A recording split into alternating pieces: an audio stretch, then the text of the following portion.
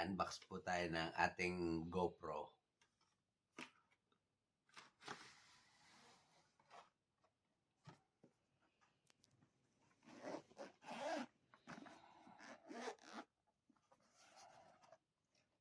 Wow!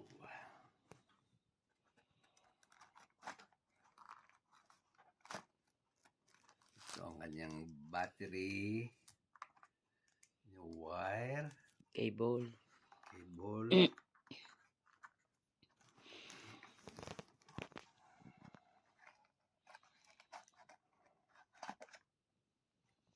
Wow!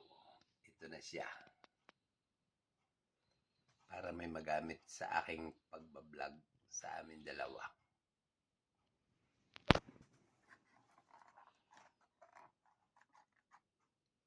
Ito ang kanyang remote.